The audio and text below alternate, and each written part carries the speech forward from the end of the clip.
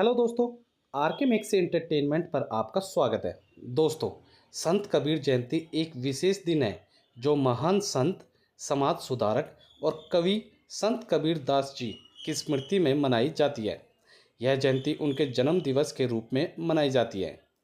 संत कबीर जयंती को उनके आध्यात्मिक विचारों, कविताओं और सामाजिक सुधार कार्यों को सम्मान देने के लिए मनाया जाता है। उन्होंने धर्म, जाति और रूढ़ियों के खिलाफ आवाज़ उठाई और मानवता, प्रेम और भक्ति का मार्ग दिखाया।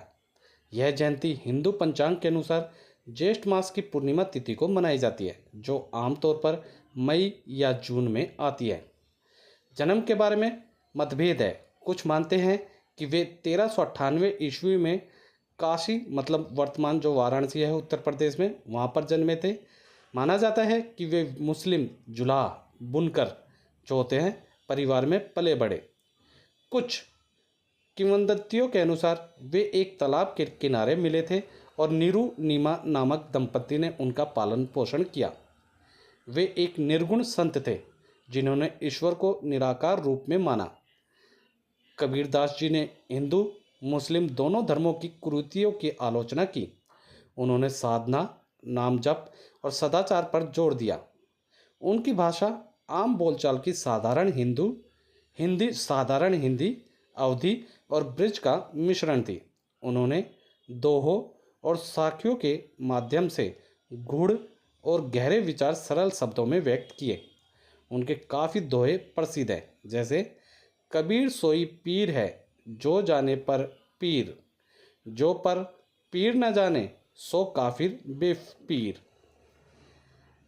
संत कबीर का देहवासन 1518 ईस्वी में माना जाता है।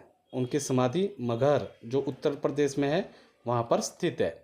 संत कबीर की विचारधारा और कार्यों से प्रभावित होकर उनके अनुयायियों ने उनकी स्मृति में इस दिन को मनाना शुरू किया। यह दिन भक्ति आंदोलन की विरासत को याद करने के लिए भी महत्वपूर्ण है। उनके दोहों और भजनों का गायन किया जाता है। इस दिन मनाने का जो तरीका है, कीर्तन और भजन करते हैं।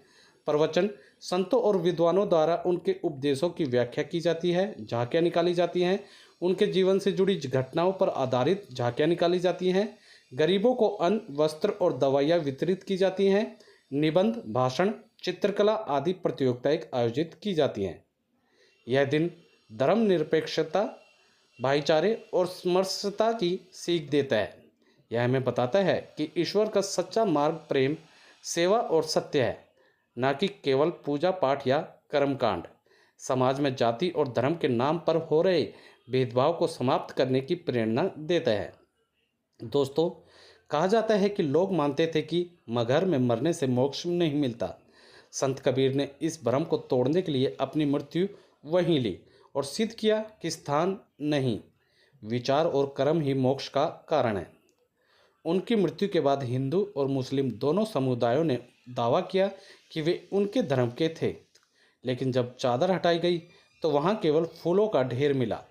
आधे फूलों से एक समाधि बनाई गई और आधे से कब्र, जो आज भी मगहर में एक साथ है।